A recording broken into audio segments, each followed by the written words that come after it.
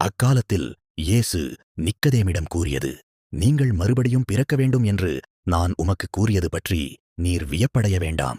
காற்று விரும்பிய திசையில் வீசுகிறது, அதன் ஓசை உமக்கு கேட்கிறது, ஆனால் அது எங்கிருந்து வருகிறது என்றும் எங்கு செல்கிறது என்றும் உமக்கு தெரியாது. தூய ஆவியால் பிறந்த அனைவருக்கும் இது பொருந்தும் என்றார். நிக்கதேம் அவரை பார்த்து, இது எப்படி நிகழ முடியும் என்று கேட்டார். அதற்கு இயேசு கூறியது, நீர் இஸ்ரவேல் மக்களிடையே போதகராயிருந்தும் உமக்கு இது தெரியவில்லையே. எங்களுக்குத் தெரிந்ததைப் பற்றியே பேசுகிறோம், நாங்கள் கண்டதைப் பற்றியே சான்று பகர்கிறோம். எனினும் எங்கள் சான்றை நீங்கள் ஏற்றுக்கொள்வதில்லை என உறுதியாக உமக்குச் சொல்கிறேன். மண்ணுலகு சார்ந்தவை பற்றி நான் உங்களுக்குச் சொன்னதை நீங்கள் நம்பவில்லை என்றால், விண்ணுலகு சார்ந்தவை பற்றி சொல்லும்போது எப்படி நம்பப் போகிறீர்கள்?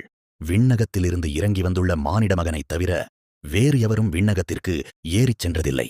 பாலை நிலத்தில் மோசேயால் பாம்பு உயர்த்தப்பட்டது போல மானிட மகனும் உயர்த்தப்பட வேண்டும்.